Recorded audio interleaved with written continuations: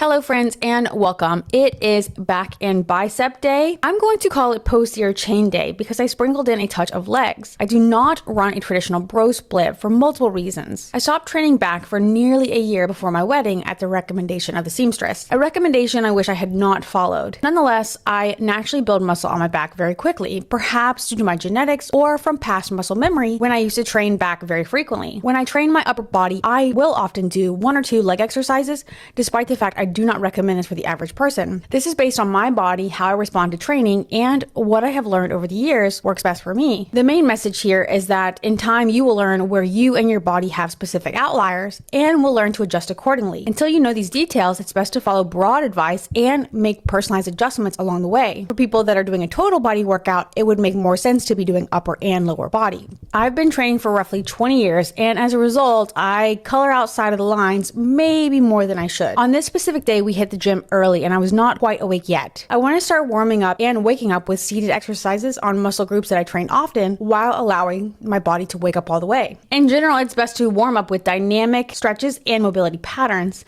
that work the same general muscle groups or mimic the training style of your working sets. For example, if I was a sprinter, I might not warm up with the same movements as I would if I was doing a powerlifting contest and deadlifts. But again, these are skills that are less common in an untrained individual.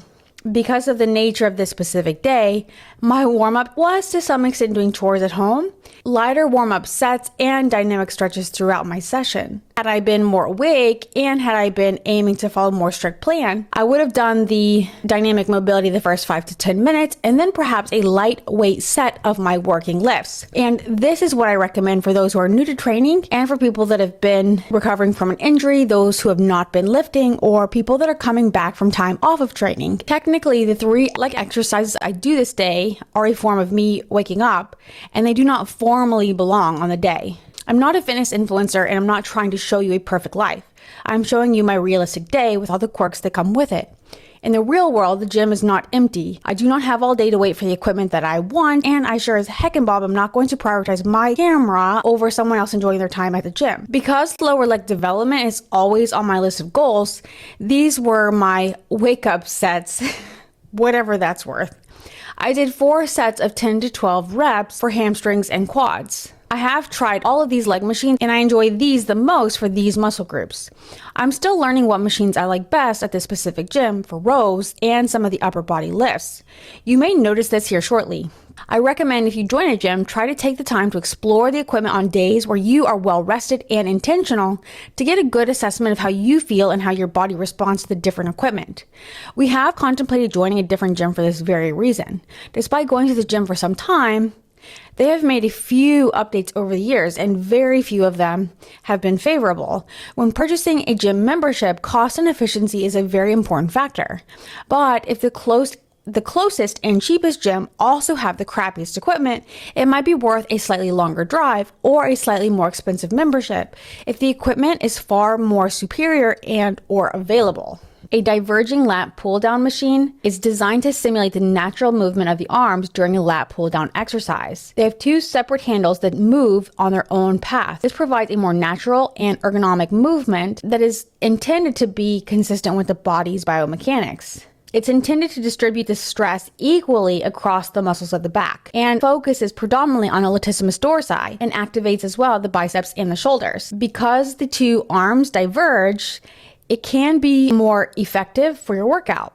Because you can work each arm in isolation, it promotes balanced muscle development and decreases your chances of injury. When performing these types of exercises where you're doing anything like a row, a seated lat pull down, etc., some of the factors that you are going to have to keep in mind is setting the appropriate height of the leg pad. When prepping for a lat pull down, make sure your thighs are in contact with the leg pad, but not too compressed. The pad should lightly press into your thighs, and your heel should have room to raise about 1 to 2 inches off the ground to minimize the body moving with the bar. Your torso will likely move some as you raise and lower the bar, but the primary movement should be coming through your back and shoulders. You'll want to establish an appropriate grip. The type of grip you choose will affect what muscle groups are worked and how. When you want to work on the lats, you're typically going to want to have a neutral grip with your arms grabbing wider than shoulder width apart. With a neutral grip, your wrists will be aligned above your elbows. And again, don't forget, the grip width will affect your muscle engagement. A wider grip will target the teres major, where a more narrow grip will focus on your forearms. The angle of your torso is also important. Ensure that your torso is aligned during at least the first lat pull down, and try to maintain a straight and erect posture to increase your lat activation. If you decide to lean back, this will transfer the focus to your upper back muscles. Base the degree of your lean on what muscles you want to target the most. Keep an upright posture, mainly in terms of not letting your back overly round in either direction throughout the exercise. Your core should be engaged, with your head neutral and aligned with your spine. Make sure to extend your arms fully at the top and to contract fully at the bottom of the movement. Have control throughout the entire exercise during the descent and the ascent phase of the working lift. The concentric portion of the lift is when your muscle is contracting or shortening, and the eccentric stage of the lift is when your muscles are lengthening, often when you're returning the weight to the starting position, but this will depend on the type of lift you're doing. Remember, wider grips engage the lat muscles to a greater extent and are usually performed with a pronated grip, palms facing away from your body. Close grips, in contrast, will focus more on your biceps and the middle of your back. An underhand lat pull down will increase your bicep engagement and target different muscle fibers. A neutral grip lat pull down with parallel grip handles or a V-shaped handle will also emphasize different muscles, such as the lower lat fibers and the rhomboids. Form and technique is important for every single exercise, not just lifting. The lat pull down is a highly effective exercise to strengthen the back, and it's a cornerstone for a lot of upper body training programs. Having a stronger upper back helps you have a strong frame and build. It gives that V-taper look, which also gives the appearance of a more narrow waistline. The rhomboids and traps are going to work together to retract and stabilize the shoulder blades. The bicep is going to serve as a secondary muscle group during the pull. Your forearms and your grip strength are challenged as you hold the bar against heavy resistance. For many, this can be an effective tool to improve your posture. A stronger back helps you pull your shoulders down and back, which can help counter slouching posture and promote a more upright posture to decrease neck and back discomfort, particularly for those who spend a lot of time in the sitting position. This has been a debated topic in the fitness community because you can have a very strong back, a very strong core. You can do all of the lifts in the world and still have bad posture. Posture is going to be something you have to be mindful and intentional of, regardless of how advanced you are in your lifting and training journey. Just having strength and muscle mass does not equal better posture. You have to be cognizant and mindful about your posture if it's something that's important to you. And having bad posture isn't always a bad thing. But in time, it is much more likely to impair your biomechanics, lead to poor confidence. It affects the way that you look, not just in pictures, but in reality. You appear less confident, less capable, and it's just not a good look, honestly. You're going to breathe better, feel better, and have better long-term functionality if posture is something that you are consistently mindful of. Remember, it's not going to automatically be fixed just because you started to do strength training. I was really struggling to find a zone of comfort where the mechanics of the chest-supported seated row was really working for me. But this is a beneficial exercise and included in a lot of training programs because it helps to build the upper back and bicep. It can also improve posture if you're being mindful of it and decrease the strain and pain in your back. It removes the need for you to stabilize your torso because your chest is supported. You can fully focus on the muscles that you're intending to target and put more of your attention on growing your back and arms. This is an ideal option for people that have poor posture or low back pain during traditional rows. The intention of the chest support is to minimize the load on the spine, making it safer for people with back pain. Without the need to stabilize your body, you can target the traps, rhomboids, lats, and rear delts more effectively. Strengthening your rear delt and upper back can help counter rounded shoulders, but I cannot say it enough, you have to put in the additional work of being mindful and auto-regulating your own posture while you're lifting and throughout the day. Chest-supported rows help your pulling strength, building overall back and bicep strength that carries over to other lifts and daily tasks. It is beginner-friendly. The stable setup makes it accessible and effective for all fitness levels. I do feel like as a woman, the fact that it pushes into your chest can be very uncomfortable. I think this would be difficult for anyone that doesn't like a tremendous amount of pressure in their torso, whether you carry extra body fat or you've had any specific surgeries, if you have a bust whatsoever. The pressure of the pad can be incredibly uncomfortable. I was able to eventually find comfort by anchoring my legs as well, locking out through my legs and chest to distribute the force that was being pushed into my torso to better anchor and stabilize my trunk to focus my lift in my back and my shoulders and my arms. There are many options in terms of doing chest supported rows. They can be done lying face down or sitting upright, each affecting the pressure and the support. Lying prone or face down does offer full body support and can also create chest pressure. This is less ideal for those, like I said, with any obesity or breathing problems. Doing the seated chest supported row reduces the chest pressure some and limits momentum, keeping tension where it belongs on your back. No matter the variation, the intention of this exercise is to work nearly every back muscle, making it a strong T-bar row alternative. You'll also get a good bicep pump since arm flexion is required in every rep. Just like with the lat pull down, grip width and hand position can shift the emphasis across your trapezius, rhomboids, and lats. Research has shown that rows primarily activate the traps, upper, middle, and lower, the infraspinatus, and the rhomboids, while pull-ups better target the lats. So pairing both makes it a very complete back workout. Remember, the purpose of the chest pad is to fix the position of your torso. By bracing your upper body, it helps for greater muscle isolation. The chest pad takes away your lower back and core stability. This allows you to focus your energy on contracting your upper back and mid-back muscles such as the lats, rhomboids, and traps. It's designed to decrease your risk of injury, eliminating momentum and improper form, making it safer for those that do have a history of low back pain. It helps progressive overload. Because your body is securely supported, ideally you can lift heavier weights without worrying about losing your balance or compensating in ways that are dangerous. It allows you to push your muscles to their limit and focus on increasing their resistance over time.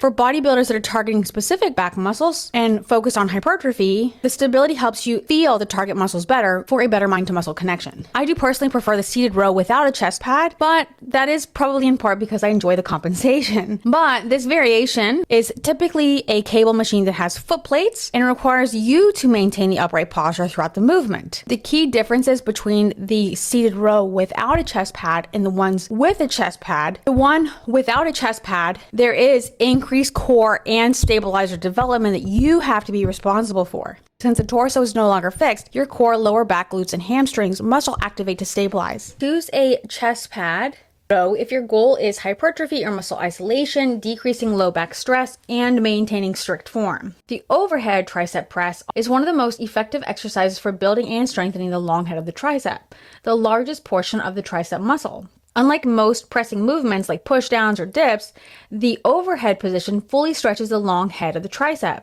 This stretch under load is crucial for muscle growth hypertrophy and developing that full round tricep look on the back of the arm. It improves overhead pressing strength by strengthening the tricep in the overhead position. You're improving your lockout strength for pressing exercises like the overhead press, bench press, and push-ups. The tricep helps to enhance shoulder stability, especially during overhead movements common in lifting, throwing, or many sports. The movement challenges and maintains shoulder flexion, raising your arm overhead while under load.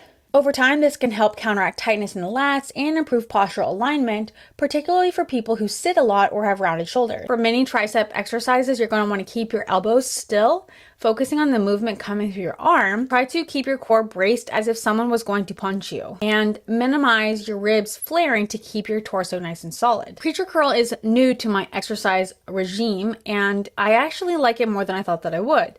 It helps to isolate the bicep. The preacher curl is designed to support and immobilize your upper arms and shoulders. The stability is the core benefit of this exercise. It prevents you from using momentum or involving other muscle groups, like the back or the shoulders, to lift the weight. It forces the bicep to do the work, which leads to a more focused and effective training stimulus for muscle growth. It prevents cheating. In other variations of a bicep curl, it's common to swing the torso or use other muscle groups and body parts to move the weight, especially if the load is heavy or fatigue sets in. The fixed position of a preacher curl makes it virtually impossible to cheat, ensuring that your bicep and forearms are the sole drivers of the movement. By doing so, it maximizes muscle growth and hypertrophy, forcing isolation of the bicep to create greater tension on the muscle fibers, a key mechanism for muscle hypertrophy. By focusing purely on the bicep, you can more effectively push the muscle to fatigue, stimulating more muscle growth over time. Try to emphasize the eccentric or lowering phase of the lift, which can be crucial for muscle growth. The preacher curl setup makes it easier to control this portion of the movement, forcing you to resist gravity as you lower the weight slowly. This increased time under tension and control can lead to greater muscle growth and strength. By adjusting your grip, you can emphasize different heads of the bicep and different muscle fibers. A narrow grip emphasizes the long head of the bicep, which contributes to the peak of the muscle appearance, and a wide grip places more emphasis on the short head of the bicep, helping to build thickness in the arm. The preacher curl is performed with multiple different pieces of equipment, allowing for a more neutral wrist position than a straight barbell. It can also be more comfortable to decrease stress on the wrist and the elbow joints for many people. Preacher curls provide maximum isolation of the bicep by locking the upper arm in place. It engages more stabilizing muscles when you're performing a standard standing bicep curl without the isolation component on a preacher machine. Without the added stability, you will manually have to stabilize your own core, working those muscles as well as your lower back because the body's unsupported. Without momentum, you're eliminating the ability to cheat by swinging the weight and using other parts of the body. The rear delt fly targets the often neglected muscles at the back of your shoulder and your upper back. The rear delt fly offers significant benefits for shoulder health, aesthetics, and overall upper body strength. You can find naysayers to absolutely any exercise if you are trolling the internet, but it's also worth keeping in mind that there are strengths and weaknesses to every single movement, and the best way to find out what's best for you is by trying a variety of things and seeing how your body responds. The rear delt fly can strengthen the muscles responsible for pulling the shoulders back and maintaining an upright spine, directly counteracting the effect of spending a lot of time in a forward and hunched position. Of course, there are negatives to this movement, but there are positives also. If you can move with intention and control, the rear delt fly can help stabilize the shoulder joint during various movements. By strengthening the rear deltoid and the surrounding rotator cuff muscles, the fly can decrease risk of injuries like shoulder impingement. Being intentional and performing this exercise correctly can help build balanced and defined shoulders. Aesthetically, training the rear delts helps create a more balanced and rounded shoulder appearance, especially because we often have overtrained anterior deltoids. A well-developed posterior deltoid prevents the shoulders from looking underdeveloped when viewed from the side or the back. Having strong shoulders can have a positive impact on our compound lifts. Stronger deltoids can enhance our shoulder stability during presses and can improve scapular control if we're mindful of our scapular stabilization during the movement. Most of these exercises can be performed with different equipment and variations to suit your needs and experience level. A classic bent over dumbbell fly requires more core and low back engagement to stabilize the torso. The reverse pec deck machine supports your chest, which isolates the rear delts more effectively and minimizes momentum. Using a cable machine provides constant tension throughout the entire range of motion, which is excellent for hypertrophy. Resistance bands are convenient and joint friendly, but do not provide a consistent amount of tension. To get the most out of any exercise, you're going to want to focus on proper form rather than lifting heavy weight. Prioritize form over heavy loads, using light to moderate weight and focusing on controlled movements and really contracting or squeezing the muscle, focusing on intention and mind to muscle connection. You want to maximize the benefits of time under tension. Lead with your arms, avoid shrugging the shoulders towards your ears, and focus on moving your arms out and away from your body. Make sure to avoid using momentum. You might catch yourself starting to use momentum, but be mindful of it and try to stop it once it happens. Do not use your torso to swing the weight. Keep your upper body stable and focus on squeezing the muscles in your upper back and the back of your shoulders. The reverse cable crossover has benefits for building balanced shoulder strength. Performing a cable machine crossover provides constant tension throughout the entire range of motion, which is ideal for muscle growth. The reverse cable crossover specifically targets the deltoids in the back, which are often underdeveloped. This exercise helps to build round, balanced shoulders. Strengthening the rear delts is key to achieving a well-rounded and defined 3D looking shoulder. The face pull is a highly effective resistance exercise to improve shoulder health, posture, and upper back strength. Face pull strengthens the rear deltoid deltoids, rhomboids, and trapezius, which are responsible for pulling the shoulders back. It helps strengthening the muscles that help pull the shoulders back and improve alignment. Doing these exercises properly helps to enhance shoulder health and stability. Strengthening the rotator cuff. A strong rotator cuff can help decrease the risk of common shoulder injury. The increased stability and strength in the shoulders and upper back can improve your form and performance on other exercises. The key focus of many of the exercises selected for the actual back and bicep portion of this training session is to build balanced and developed upper body, especially of the shoulders and the upper back. Face pulls place specific tension on the rear deltoids, which are crucial for achieving a balanced, rounded look of the shoulders. When performed with the cable machine, face pulls offer constant tension on the muscles through the entire range of motion, which is highly effective for promoting muscle growth and hypertrophy. For maximum benefit, it's important to use correct form with the weight that you can have correct form with. Having too heavy a weight makes it very difficult to perform the exercise correctly. Pull the rope towards your face, leading with your elbows. Focus on squeezing your shoulder blades together at the end of the movement. And do not jerk the weight or use your lower back to complete the movement. On a day like this where you have a lot of volume, you will start to notice your body wanting to cheat and compensate or rush through the movement. It is a very good indication that your workout is complete, you are done, and it is time to do your cool down. Don't forget to do your cool down. Don't forget to hydrate, and make sure above all else you stay consistent. You're never going to have a perfect training session every day of the week, but if you keep showing up and making minor improvements in how you're performing exercises and focusing on your form, mind to muscle connection, timeline retention, keep prioritizing what's most important, and over time you will see gradual progression and improvement. Again, even if you've been training for decades, you're going to have exercise you don't perform perfectly, so be gracious and kind to yourself. Know you will have imperfections. Consistently having bad form is going to set you up for injury and other problems down the road. Have good form when you can, pay attention to it, and know that when you're not perfect, it's okay. Just keep working on small improvements and you will get a little bit better over time. But brick by brick, continue to improve, and you will be so happy in the long run that you did. Have a great day. Thanks for your time, and I hope to see you very soon. Bye.